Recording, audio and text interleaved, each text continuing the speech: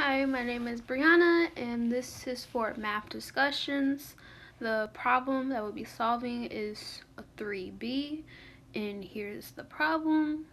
And the first steps that I like to take is to either highlight or circle the different aspects of the problem, because looking at it all together, like right off the bat, I would be very overwhelmed. I think it's a lot, and I wouldn't really know where to start.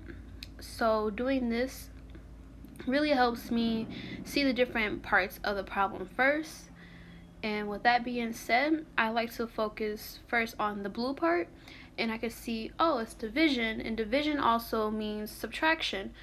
So I can be able to rewrite the problem in a subtraction form just to make it a little bit more simple to look at. And you can see in this picture, I was able to take the division part and change it into subtraction.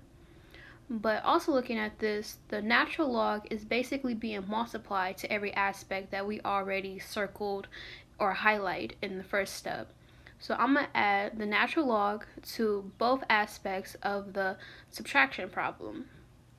And I just rewrote it right here. For the next step, I'm going to look at just the first part of the subtraction problem, which is the square root of x squared plus 1. I want to take out the square root, so I'm going to put 1/2 into the exponent part to take out the square root, so I'll be left with x squared plus 1. And for the next step, I'm just going to rewrite the problem, and you can see there is a natural log of x squared plus 1, so 1/2 minus natural log of x minus 1. And going to the next step, I realized, oh, there's an exponent.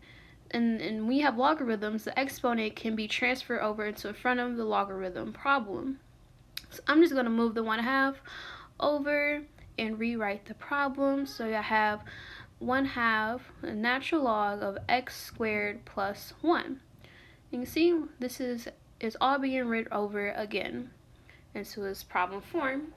For the next step, we can't forget about the x cubed that we had in the beginning. So we're going to follow the same steps, since there is an exponent that can be moved over into the front of the problem, and it'll be written as 3 natural log of x. And now at this point, you just put it all together in the problem, and this is how the problem be solved at the end, because you have every step being broken down into the most simplest form. And here is the answer.